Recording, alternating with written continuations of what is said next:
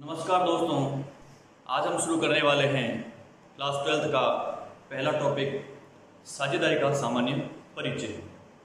आज के इस टॉपिक में हम पढ़ने वाले हैं साझेदारी का परिचय, साझेदारी का अर्थ, साझेदारी की परिभाषा, साझेदारी की परिभाषा के लिए आवश्यक शब्द, किन शब्दों के आधार पर हम ये कह सकते हैं कि यह परिभाषा एक साझेदारी फर्म की होगी, और साझेदारी, साझेदार फर्म और साझेदारी फर्म, इनका अर्थ क्या होता है, और साथ ही साझेदारी व्यापार की आवश्यकता, कि हमें साझेदारी व्यापार की आवश्यकता क्यों पड़ी।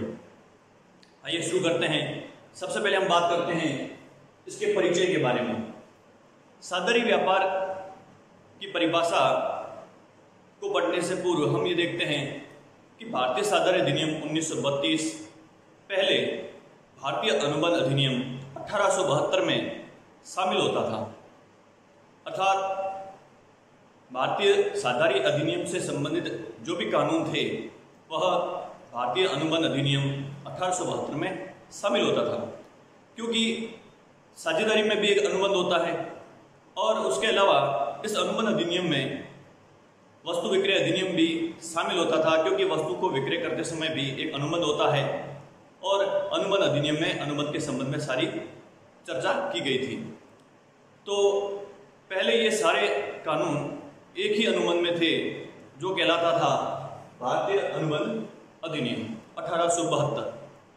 जैसे जैसे व्यापार बढ़ता गया तो इन सभी कानून को पृथक करने की आवश्यकता महसूस हुई, और उसी आधार पर सबसे पहले वस्तु विक्रय अधिनियम 1930 में इसको अलग किया गया और एक अलग कानून बनाया गया, जिसे कहा गया वस्तु विक्रय अधिनियम 1930। और 1932 में फिर साझेदारी के संबंध में भी कानून को अलग किया गया, जिसे कहा गया भारतीय साझेदारी अधिनियम 1932। तो ये था इसका परिचय कि भारतीय साझेदारी अधिनियम की शुरुआत कहाँ से हुई, पहले ये कहाँ पर था, और इस कानून की स्थापना जो हुई है वो हुई है आपके 1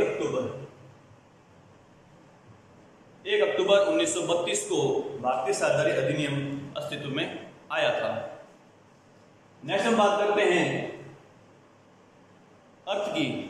तो साझेदारी का अर्थ होता है दो या दो से अधिक व्यक्ति मिलकर लाभ कमाने के उद्देश्य से जब कोई व्यापार करते हैं तो हम उसे साझेदारी कहते हैं। ध्यान रहे यहाँ पर कि जो उसका अर्थ है उसी अर्थ में इसकी विशेषताएं भी आएंगी आगे। तो इसका अर्थ यह है कि दो या दो से अधिक व्यक्ति, अर्थात कम से कम दो व्यक्ति मिलकर लाभ कमाने के उद्देश्य से, इनका उद्देश्य भी क्या होना चाहिए, लाभ कमाना। कोई व्यापार करते हैं और वो लाभ कमाने के लिए उनका वो एक मुख्य व्यापार होना चाहिए।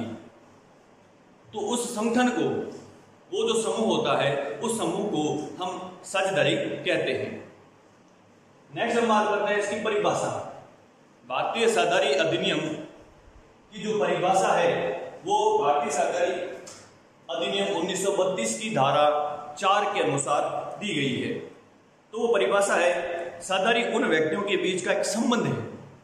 साझेदारी उन व्यक्तियों के बीच का एक संबंध है जिन्होंने किसी ऐसे कारोबार से लाभ बांटने का अनुबंध किया हो जिससे वे सब या उनमें से कोई एक व्यक्ति सबकी ओर से चलाता हो। तो अनुबंध अधिनियम भारतीय साझेदारी अधिनियम 1932 की धारा 4 के अनुसार परिभाषा दी गई है कि साझेदारी एक प्रकार से व्यक्तियों के बीच का एक संबंध है।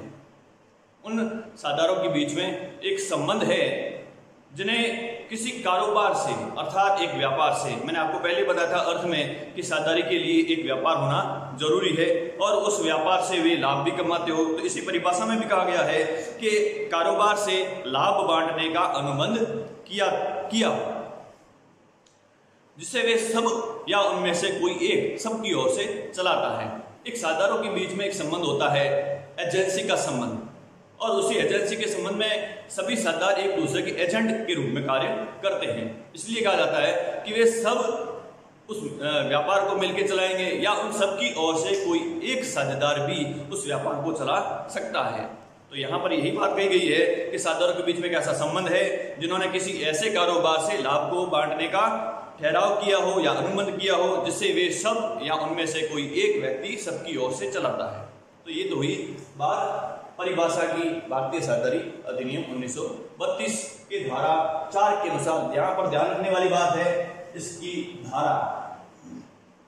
एग्जाम में पूछा जा सकता है कि भारतीय साझेदारी अधिनियम कौन सी धारा के तहत उसको परिभाषित किया गया है। अब हम बात करते हैं कि इस परिभाषा के लिए आवश्यक शब्द, जो हमने अभी परिभाषा की बात की है, इस परिभाषा के लिए आवश्यक शब्द क्या क्या है। किस संगठन को हम ये कह सकते हैं कि यह परिभाषा एक साझेदारी व्यापार की है।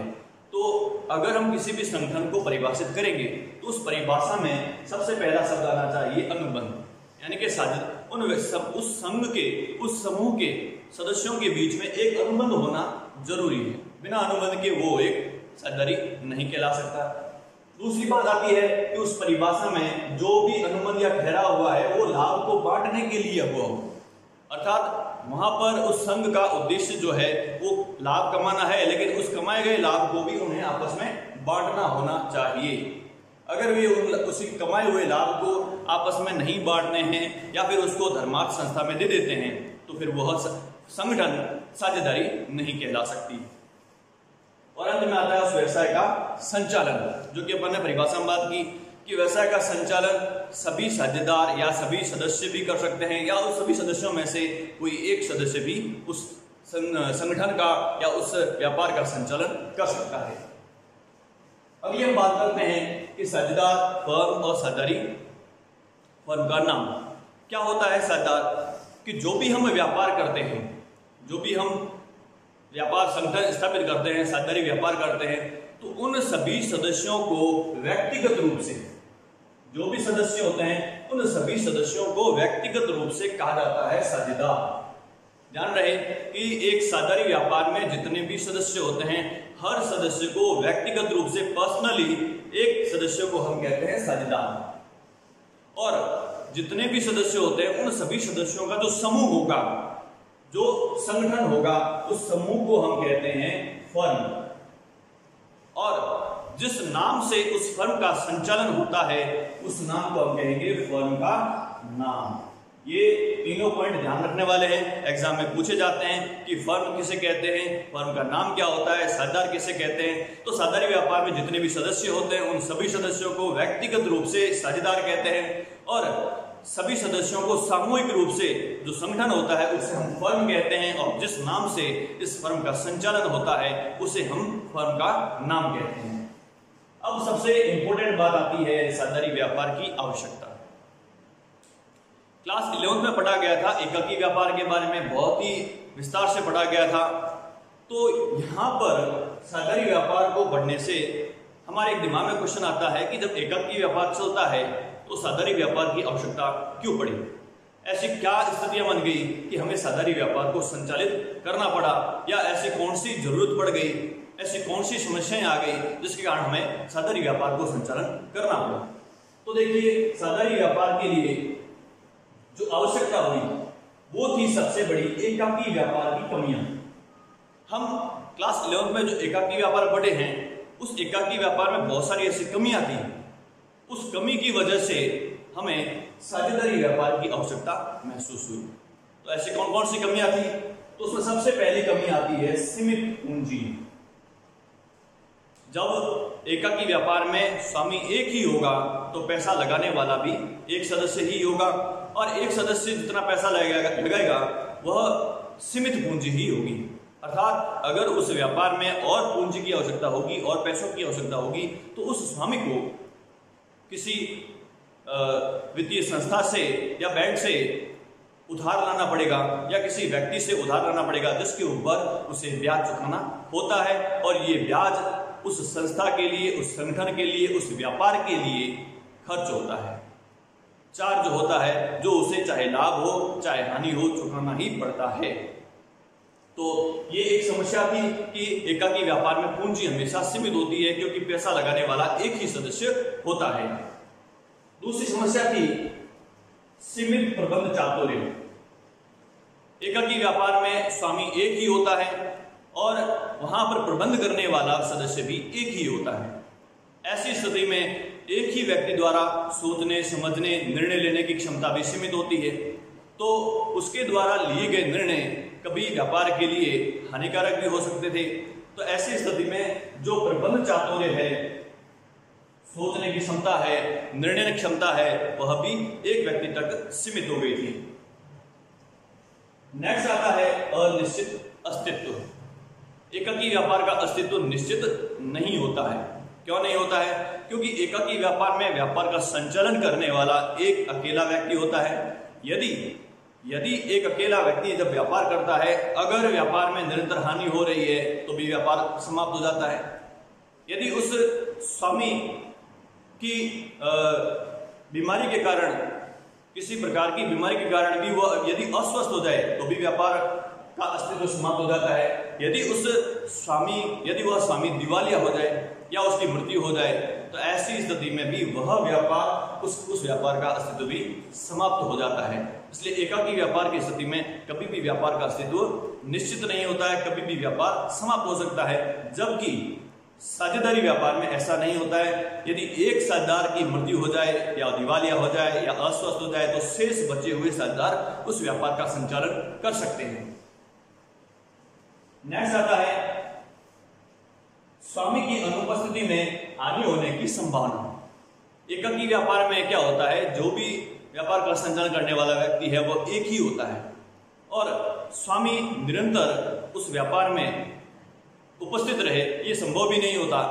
तो जब भी स्वामी उस व्यापार से अनुपस्थित हो जाता है, किसी भी कारणवश व्यापार के बाहर चला जाता है, तो ऐसी स्थिति में व्यापार के जो कर्मचारी हैं उन कर्मचारियों द्वारा नकद का गबन किया जा सकता है, माल का गबन किया जा सकता है, कुछ भी चोरी की जा सकती है।